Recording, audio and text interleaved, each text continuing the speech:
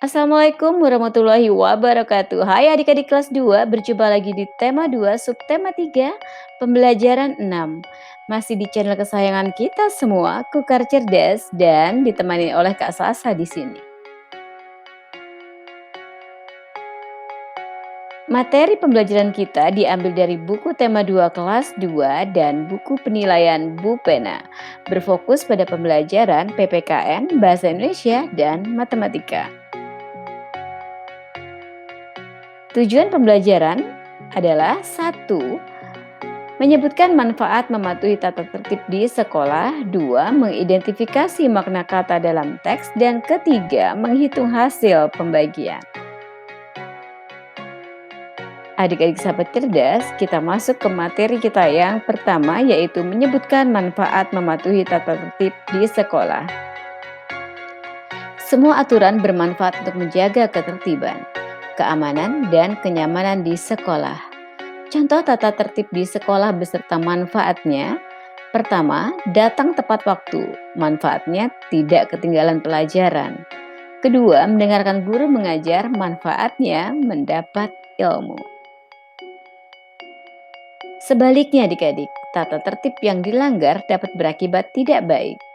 Pertama, datang terlambat ke sekolah dapat berakibat ketinggalan pelajaran. Kedua, membuang sampah sembarangan dapat berakibat lingkungan sekolah menjadi kotor. Nah, ini adalah teman kalian, Beni. Beni sedang memberi pesan-pesan kepada kita tentang tata tertib. Apa kata Beni? Baik, kita lihat ya adik-adik. Agar permainan berjalan dengan tertib, penonton juga harus tertib. Penonton tidak boleh melempar benda-benda ke tengah lapangan. Kalau tidak tertib, akan mengganggu proses permainan. Nah, adik-adik di sini juga ada Lani. Apa yang dikatakan Lani? Sama seperti tata tertib di sekolah. Ya, jika tata tertib tidak dipatuhi, pasti timbul akibat yang kurang baik. Benar, kalau tata tertib di sekolah dijalankan akan bermanfaat dalam kehidupan kita. Kita akan terlatih untuk lebih disiplin, selain itu kita juga terbiasa hidup rapi dan bersih. Kita juga terlatih untuk bertanggung jawab dengan kegiatan yang kita kerjakan, serta membiasakan diri untuk ramah kepada orang lain. Membiasakan hidup tertib memiliki banyak manfaat dalam hidup. Nah, apa yang dikatakan Lani? Berarti kalau kita tidak mematuhi tata tertib di sekolah akan berakibat kurang baik. Kita pasti akan mendapatkan sanksi. Kalau pertama kali melanggar akan mendapatkan peringatan dulu. Namun kalau sudah lebih dari sekali akan langsung mendapatkan hukuman. Jika pelanggarannya terlalu parah, orang tua kita bisa dipanggil. Oke adik-adik, kita lanjut ya, mengidentifikasi makna kata dalam teks.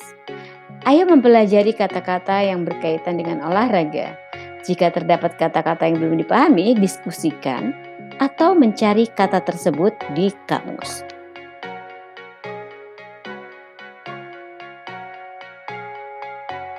Sepak bola. Beni gemar bermain sepak bola. Satu tim sepak bola terdiri atas 11 orang.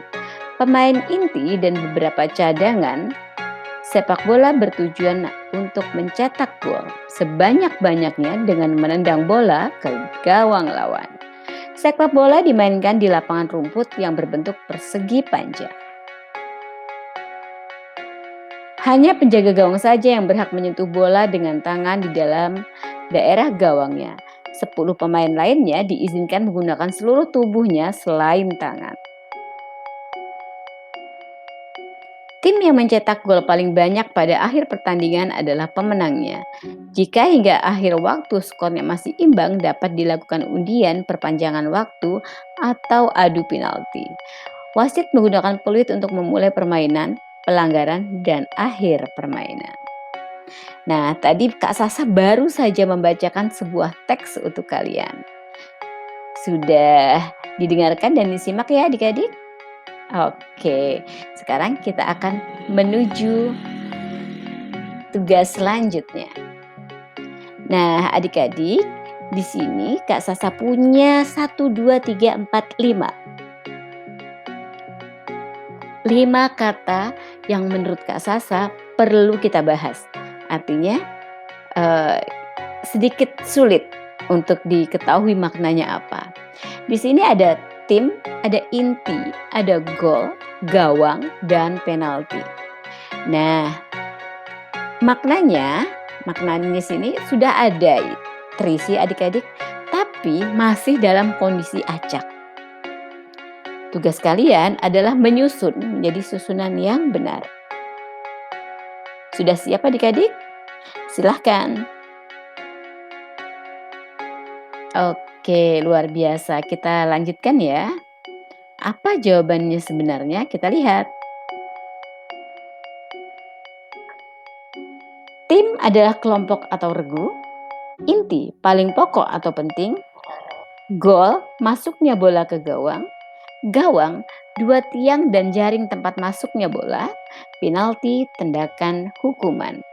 Apakah kita sama adik-adik? Luar biasa. Adik-adik, yuk buatlah kalimat dengan arti kata yang telah bersama kita cari maknanya. Tuliskan di kolom komentar ya. 1 kalimat saja sudah cukup. Kalian tinggal memilih kata mana yang ingin kalian buatkan kalimat. Oke?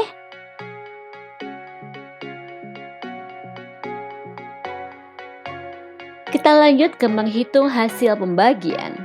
Hasil pembagian dapat dihitung dengan pengurangan berulang sampai 0. Hasil pembagian juga dapat diketahui dengan mengingat hasil perkalian atau melihat tabel perkalian. Untuk contoh adik-adik, usai perlombaan 36 bet dimasukkan ke dalam keranjang. Bet muat dalam 9 keranjang sama banyak. Berapakah banyak bet dalam setiap keranjang? Oke, Kak Sasa akan membantu kalian. 36 jumlah keseluruhan bet 36 dan dimasukkan ke dalam 9 keranjang sama banyak. Bagaimana caranya? Oke, 36 kita bagi dengan 9. Nah, tapi pembagian itu adalah pengurangan terbalik adik-adik. Jadi, bagaimana kita kurangkan saja yuk? 36 dikurang 9, dikurang 9, dikurang 9, dikurang 9. Akhirnya mendapatkan angka 0. Jadi, ada berapa angka 9 di sana adik-adik? Betul sekali, ada 4. Nah, jadi banyak bet dalam setiap keranjang adalah 4. Nah, ini adik-adik jika kita ingin menggunakan garis bilangan. Jadi, soalnya adalah 36 dibagi 4. Dapat berapakah? Nah, untuk ini coba deh adik-adik cari mana angka atau bilangan 36. Sudah dapat ya yang Kak Sasa lingkari? Nah, sekarang kalian lihat bagi 4. Yang mana? Wah, di ujung sebelah kiri ya. Oke, sekarang berapa hasilnya 36 bagi 4? 9, betul sekali adik-adik. Nah, lihat tanda panah ke atas, 9. Jadi 36 bagi 4 adalah 9. Ayo temukan hasil pembagian berikut adik-adik. 45 dibagi 5, 72 dibagi 9, 81 dibagi 9. Silahkan adik-adik eksplor dan pelajari lebih lanjut ya. Kerjasama dengan orang tua. Orang tua membimbing siswa untuk menjelaskan manfaat tata tertib dalam kehidupan sehari-hari di sekolah, serta akibat perilaku yang tidak sesuai dengan tata tertib di sekolah. Demikianlah pembelajaran kita kali ini adik-adik. Terima kasih untuk perhatian, semangat, dan kolaborasinya. Kita berjumpa di lain kesempatan. Jangan lupa untuk like, komen, dan subscribe. Serta Kak Sasa juga memohon maaf jika ada kekurangan dan kehilafan. Kak Sasa akhiri adik-adik. Sampai jumpa. Wassalamualaikum warahmatullahi wabarakatuh.